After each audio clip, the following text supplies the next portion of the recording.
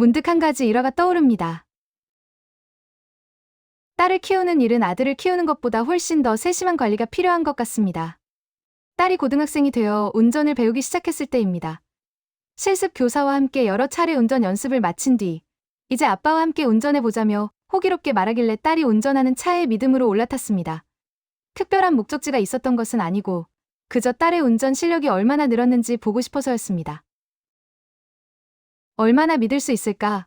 운전을 하던 딸도 옆에 앉은 나에게도 이것은 서로의 믿음을 테스트하는 시간이 아니었나 싶습니다. 한참을 잘 운전하던 중 좌회전을 해야 할 순간이 왔는데 그때 일이 벌어졌습니다. 내 눈에는 딸이 차를 중앙분리대 쪽으로 향하는 것처럼 보였습니다. 미숙한 운전 실력으로 중앙분리대를 들이받는 건 아닐까 싶어 너무 놀란 나머지 자리에서 펄쩍 뛰며 소리를 질렀습니다. 너무도 분명히 사고가 날 것 같았습니다. 분명히 중앙분리대를 칠 것 같았는데 딸은 깔끔하게 피해갔을 뿐만 아니라 오히려 아빠가 소리를 질러서 놀라는 바람에 운전에 방해가 됐다고 한 소리를 했습니다. 딸은 아무렇지도 않게 중앙분리대를 지나 좌회전을 마친 뒤 나를 쳐다보며 왜 자신을 믿지 못하느냐고 물었습니다. 왜 자신을 믿지 못하느냐? 왜 그렇게 펄쩍 뛰었느냐고 따졌습니다. 앉은 자리에서 완전히 양반다리로 뛰어오르는 모습은 처음 봤다며 한동안 잔소리를 이어갔습니다. 하지만 경험해본 사람들은 알 것입니다. 수년간 무사고 운전을 해온 아빠가 이제 막 운전을 배운 딸의 차를 타고 조수석에서 딸의 운전에 온전히 자신을 맡긴다는 것이 얼마나 큰 도전이자 용기인지 말합니다.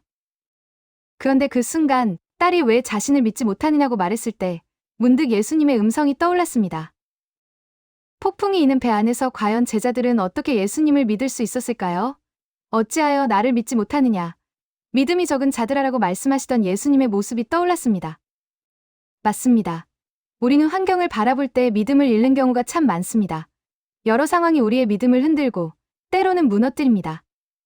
환경을 바라볼 때 믿음을 유지할 수 있는 것은 매우 어려운 일입니다. 환경은 두렵고 믿음을 흔듭니다.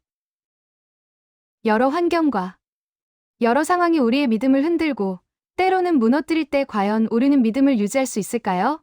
레슨을 받은 딸이 준비되었듯이 우리와 함께 하시는 주님과의 동역 속에서 배운 믿음의 실현을 우리는 과연 위험한 환경, 믿음이 흔들리는 상황 속에서 적용할 수 있을까요?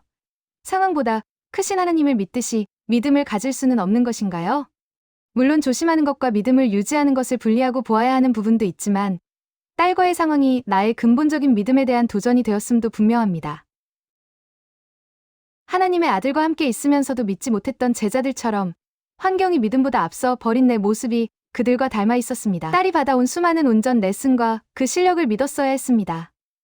오랜 경력의 운전 교관이 이제 혼자 운전해도 된다고 인정했을 때 왜 나는 그것을 믿지 못했을까요? 딸 키우기는 참 쉽지 않다는 생각이 듭니다. 이제는 믿음을 더 키우고 반드시 실패할 것이 하는 불신 대신 성장한 아이들이 은혜 안에서 성공할 것을 믿어줘야 할 때인 것 같습니다. 바로 부모가 된다는 것은 딸의 성장을 내 경험을 넘어 온전히 믿어주어야 하는 것이라 느껴졌습니다. 삶의 여정 속에서 폭풍 치는 여정 속에서 당신의 삶의 운전대를 쥐고 계신 예수님을 신뢰하십니까? 혹시 내 눈에 중앙분리대를 들이받을 것처럼 펄쩍 뛰며 의심하며 믿음을 잃어버리진 않으셨습니까? 삶의 운전대를 주님께 맡기십시오.